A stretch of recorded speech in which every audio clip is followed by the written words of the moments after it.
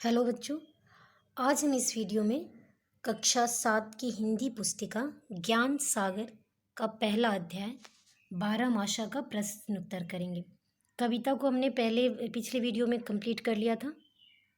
जैसा कि हमने पढ़ा कि इस कविता में हिंदी में महीनों के नाम के बारे में दिया गया है। तो इस कविता के द्वारा आप हिंदी में महीनों के नाम भी सीख सकते हैं। और आज हम इस वीडियो में इसी पाठ के प्रश्न उत्तर को करेंगे। तो शुरू करते हैं। पहला प्रश्न है, भारतीय महीनों के नाम लिखिए। तो भारतीय महीने कितने होते हैं, यानी हिंदी के महीने 12। तो भारतीय 12 महीनों के नाम निम्नलिखित हैं: चैत, बैसाख, जेठ, आषाढ़, सावन, भादो, ग्वार, कार्तिक, अगहन, पौष, माघ और फागुन। दूसरा प्रश्न है, वर्षा ऋतु में क्या क्या होता है। तो आपने वर्षा ऋतु में देखा है कि बरसात जब होती है तो क्या क्या होता है, तो उसी के बारे में लिखना है। यहाँ मैंने लिख दिया है, आप खुद से भी इस प्रश्न के उत्तर कर सकते हैं। जैसे वर्षा ऋतु में चारों ओर हरियाली छा जाती है, नदी तालाब सारे भर जाते हैं, पूरा वातावरण सुहावना हो जाता है। अगला प्रश्न है, अगहन नाच क्यों नचा देता है। क्योंकि अगहन जो कि ठंड का महीना है, तो अगहन नाच नचा देता है क्योंकि इस महीने में कड़ाके की ठंड पड़ती है, पानी बर्फ के समान ठंडी हो जाती है। और ऐसे में जब माँ कहती है कि चलो नहा लो, तुम्हारी मनमानी नहीं चलेगी, लेकिन नहाने का बिल्कुल भी मन नहीं करता। अगला प्रश्न है, प्रश्न संख्या 4, उचित उत्तर पर सही का निशान लगाओ। कौन से महीने में बच्चों की किलकारी से घर आंगन गूंजने लगता है।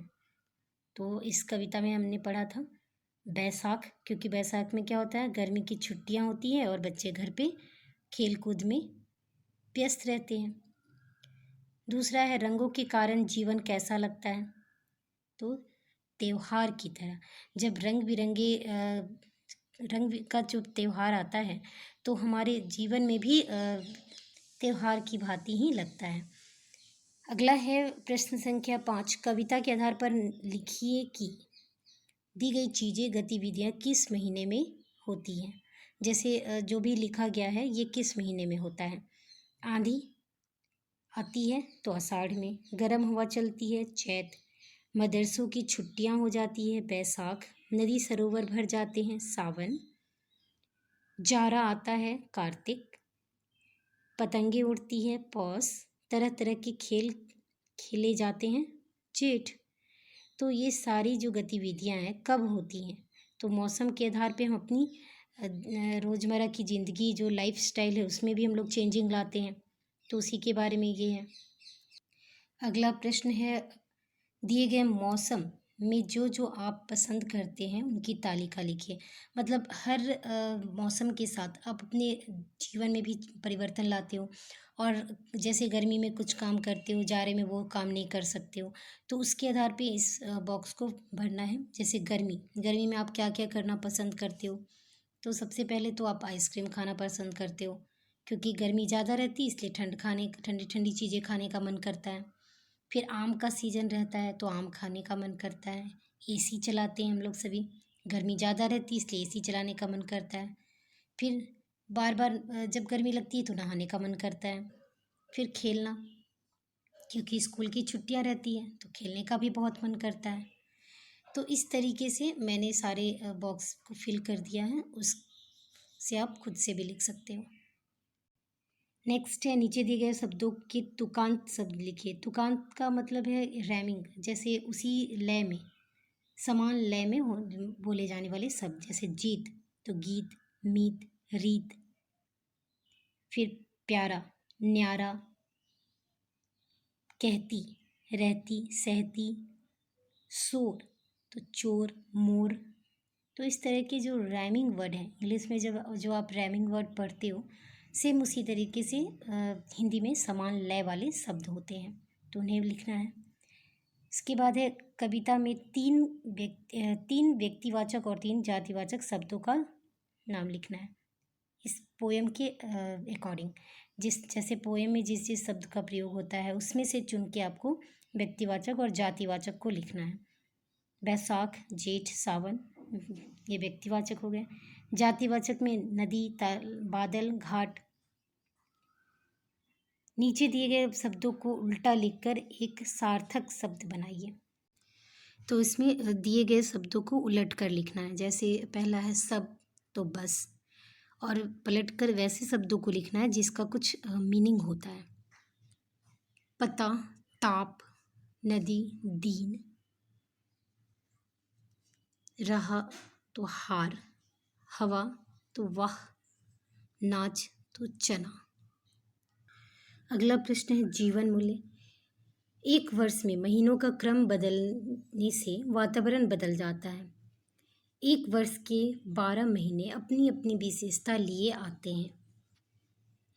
अब पहला प्रश्न है, महीने के बदलते क्रम से यह एहसास होता है कि परिवर्तन ही प्रकृति का नियम है। कैसे?